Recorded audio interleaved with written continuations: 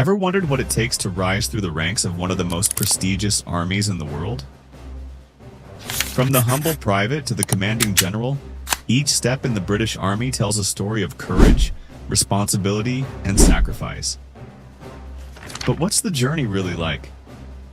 Stick around and I'll walk you through every rank in the British Army, from the beginning to the very top. At the very start, you're a private. This is where every soldier begins their journey, fresh out of basic training. Whether you're called a trooper, rifleman, or gunner, the responsibility is the same, learning the ropes. But don't let the title fool you. This is where you start to lay the foundation for everything that comes next. The pressure is real and the challenges are just beginning. Now let's move forward to Lance Corporal. It's a rank that marks a shift. You're no longer just part of the team. You're leading a fire team of up to 4 soldiers. That means you're responsible for others now, managing small tasks and handling essential equipment. You start to specialize, but with greater responsibility comes the pressure of leadership. Will you rise to the challenge? From here, you get to Corporal. 6 to 8 years into your career, you've earned this spot. You're in charge of more soldiers and now the big stuff, tanks, guns, and equipment. It's not just about getting the job done, it's about leading your team through the toughest situations. At this point, the Army is asking you, are you ready to take on more and can you handle what's coming next? After about 12 years, if you've proved your leadership skills, you move to Sergeant. You're no longer just overseeing small teams, you're now the backbone of your unit. You'll likely be in charge of a platoon, which means managing up to 35 soldiers. Now the stakes are higher, your decisions matter more, your leadership is more intense, and the responsibility weighs heavy on your shoulders. Are you ready for this next step? As a staff sergeant, you're now leading even bigger groups. Overseeing 120 soldiers, you're a key figure in your platoon's operations. Your job? Making sure everything runs smoothly, from resources to welfare, and keeping everything on track. Can you handle the administrative and leadership pressure without losing focus? The challenges are only getting tougher. Next, we step into the realm of Warrant Officers. At Warrant Officer 2, you're a Company Sergeant Major CSM, advising the company commander. You're responsible for up to 120 soldiers, guiding them, supporting them, and maintaining discipline. You're no longer just leading soldiers, you're shaping their future. But the question is, how do you manage that kind of responsibility while dealing with the pressure? At the top of the enlisted ranks, we have Warrant Officer 1, WO1. This is the highest enlisted rank in the British Army, earned after 18 years of exceptional service. As the Regimental Sergeant Major, you'll be in charge of up to 650 soldiers and ensure the discipline and welfare of everyone under your watch.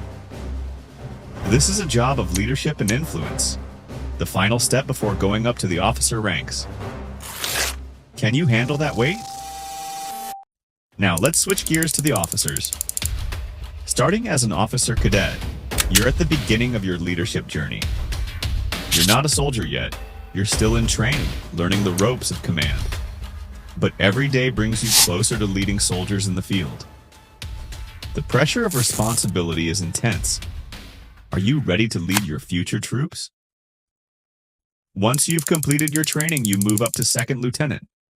As a Second Lieutenant, you'll lead up to 30 soldiers.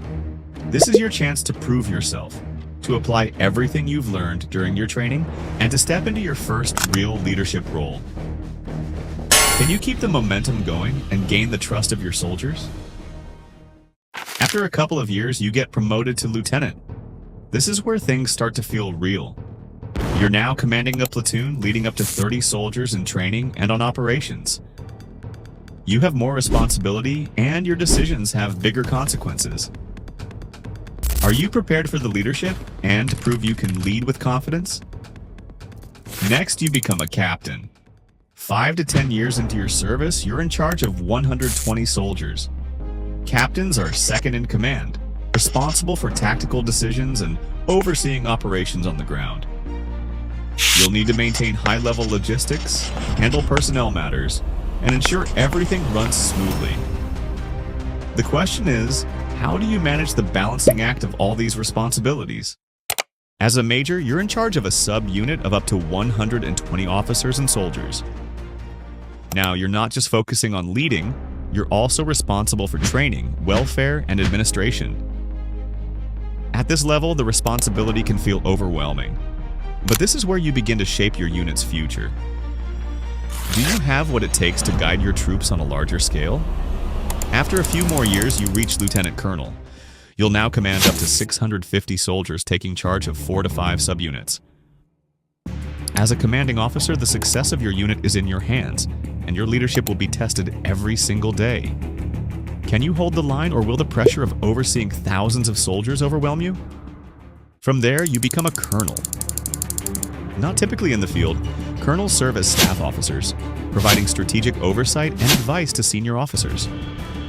You're involved in big-picture operations, but your influence and leadership skills are tested differently now. Are you prepared for the strategic decisions that affect the entire army? At Brigadier, you step into a higher realm. Brigadiers command entire brigades, overseeing multiple battalions and shaping large-scale operations. This isn't just about leading troops. It's about overseeing the strategic execution of combat operations.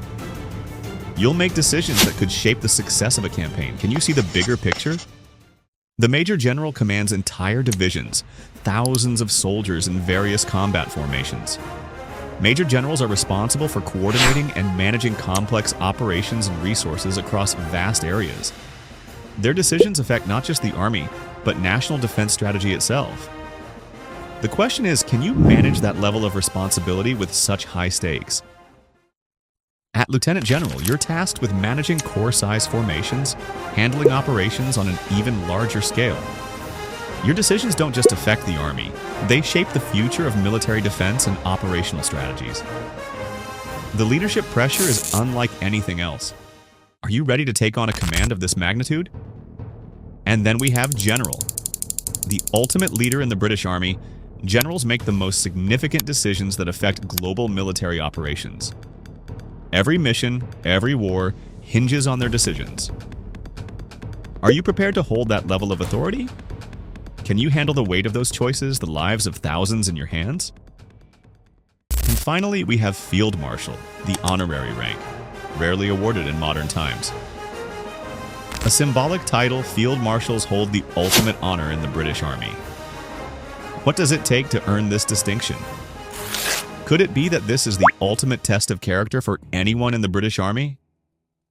So, from the private to the Field Marshal, the journey in the British Army is one of growth, sacrifice, and tough decisions. Each rank plays an essential part in maintaining the Army's strength and operational readiness. Are you ready to rise through the ranks, or will the challenges be too much to bear? Only time will tell.